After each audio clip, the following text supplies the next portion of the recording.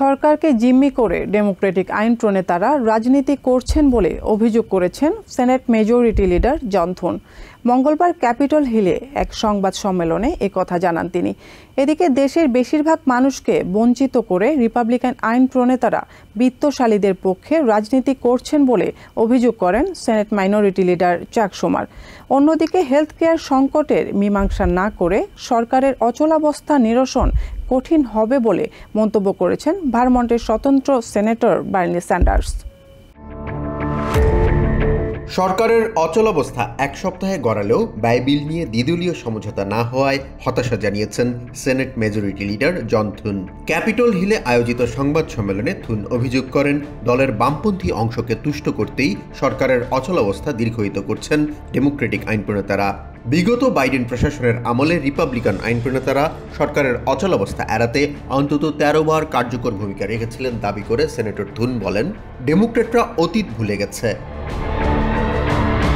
President Donald ট্রাম্পের বিরোধিতা করতে যে ডেমোক্রেটিক আইন প্রণেতারা দেশের বেশিরভাগ মানুষকে বিপদে ফেলেছেন অভিযোগ করে সেনেটর থুন বলেন, সরকারকে জিম্মি করে রাজনীতি করছেন ডেমোক্রেটরা। দলের বামপন্থী অংশের চাপে দেশের মানুষের বিপদ দীর্ঘায়িত না করতে ডেমোক্রেটিক সহকর্মীদের প্রতি অনুরোধও জানান সেনেট মেজরিটি লিডার।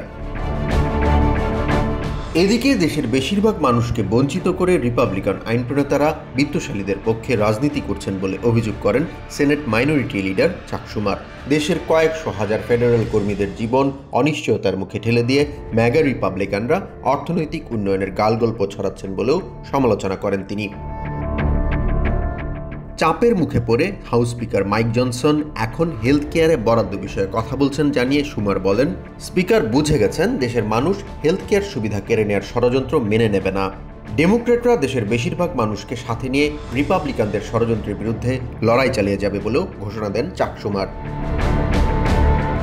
এদিকে হেলথ কেয়ার সংকটের মীমাংসা না করে সরকারের অচলাবস্থা নিরসন কঠিন হবে বলে মন্তব্য করেছেন ভারমন্টের স্বতন্ত্র সেনেটর বার্নি স্যান্ডার্স।